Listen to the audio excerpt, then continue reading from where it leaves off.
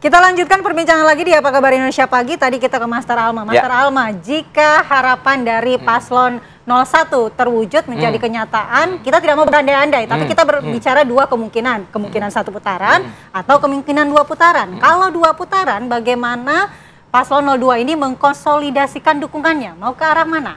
Baik, Kak. Pertama-tama alhamdulillah dulu nih kita berhasil membuktikan bahwa lembaga survei pesanan itu ya yang bisa dibeli itu salah semua tuh. Ya, waktu kemarin kan kita 3%, 5% cuma satu digit ya, tiba-tiba kita bisa sampai hampir 11%. Yeah. Nah, kemanakah suara 10-11% ini akan bermuara selanjutnya? Yeah. Ini tergantung Bang Dharma.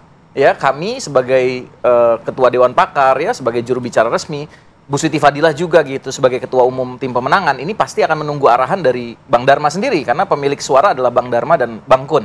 Nah, ini pasti diputuskan nanti lewat ngopi-ngopi lah ya nanti ya. Siapa yang ngopi sama kita gitu siapa kan? Yang PDKT dulu ya, yang ngopi sama ya? yang ngopi sama Bang Dharma.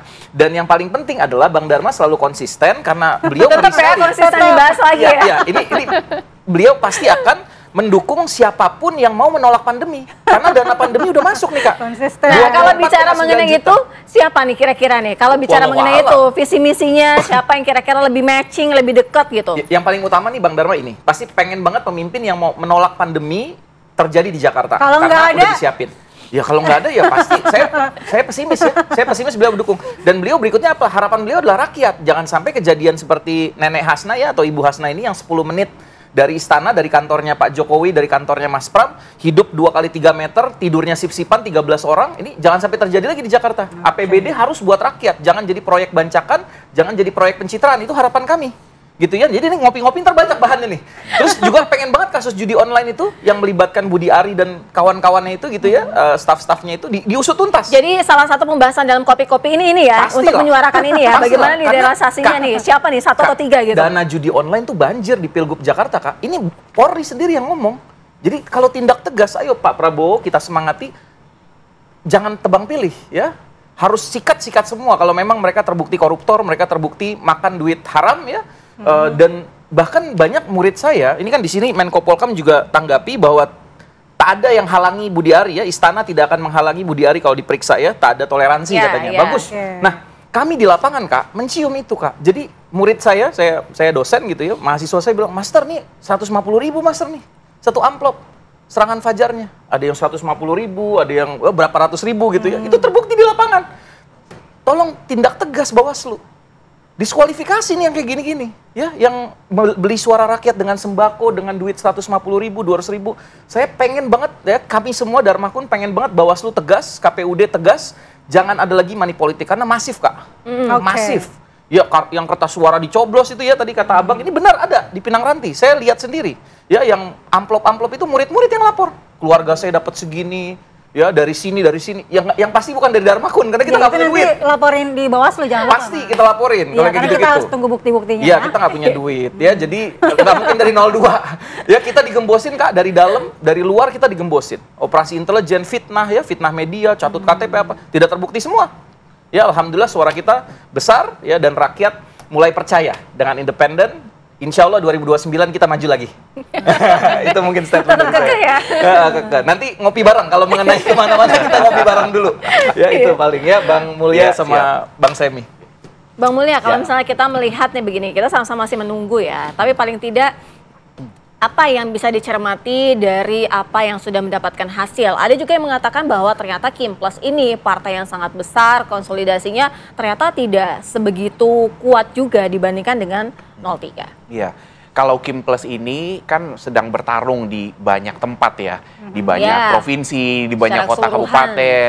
Tentunya pada saat ini konsentrasi kemarin, pada saat pilkada kemarin, konsentrasinya itu harus membantu banyak tempat kayak begitu. Dan alhamdulillah di banyak tempat calon kepala daerah yang diusung oleh Kimples itu menang. Nah, tentunya di Jakarta nanti untuk masuk ke putaran kedua, kita harapkan dari segi koalisi partai akan semakin kuat. Kalau PDIP kemarin itu kan hanya bertarung di beberapa lokasi strategis, Jawa Tengah, kemudian DKI Jakarta. Sehingga kemudian segala sumber daya dari PDIP dan pendukung-pendukung Partai Bu Mega itu masuk ke dua tempat itu, sehingga mereka juga sangat masif dari Walaupun segi Jakarta ini resources. sangat-sangat seksi loh Bang Mulya. Iya betul, tapi kembali Kimples ini bertarung di banyak daerah, di banyak medan pertarungan. Nah, ataukah kita mungkin harapkan- Kimples merasa bahwa Jakarta itu agak susah untuk dilawan, jadi beralih ke daerah lainnya, lebih fokus ke daerah lain seperti Jawa Tengah mungkin. Oh enggak,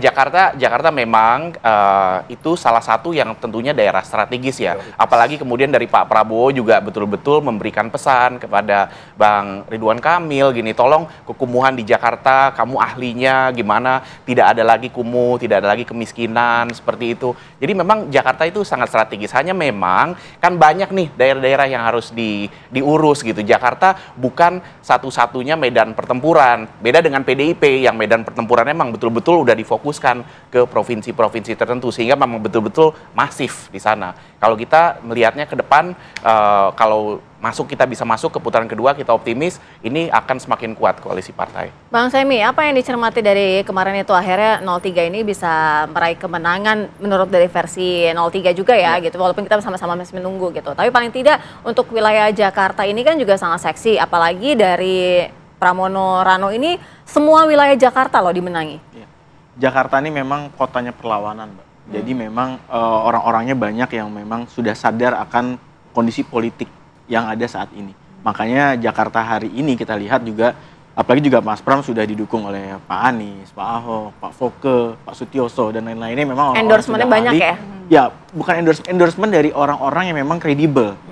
Jadi bukan hanya dari penguasa semata gitu. Jadi memang publik Jakarta ini sudah melihat hal itu, dan ini menjadi bukti bahwa Jakarta itu orang-orangnya memiliki kemampuan yang tinggi untuk bisa memilih mana yang terbaik dan mana yang lebih baik untuk masa depan Jakarta itu sendiri. Dan makanya kita juga berharap, tadi juga disampaikan bahwa saya dinyatakan dibilang untuk memberikan narasi-narasi yang menakutkan, dan enggak. Ini memang sudah menjadi fakta gitu loh. Dan yang kedua, bila memang kita mau melihat sebuah negara itu mempunyai kondisi yang adem ayem itu ya, itu ditandakan oleh apa? Ditandakan oleh adanya keadilan. Ketika ada keadilan, maka itu akan menjadi suatu negara yang damai dan lebih baik gitu. Ketika tidak ada keadilan, nah ya itu di situ adalah jadi permasalahan. Nah makanya ke depan kami sangat berharap dan kami sangat yakin Pak Prabowo akan bekerja dengan baik dan akan mendorong dan tidak mau ada intervensi atau apapun. Kami sangat percaya dengan Pak Prabowo, dan kami juga percaya dengan KPU Bawaslu bisa bekerja dengan profesional untuk bisa menyelesaikan permasalahan ini.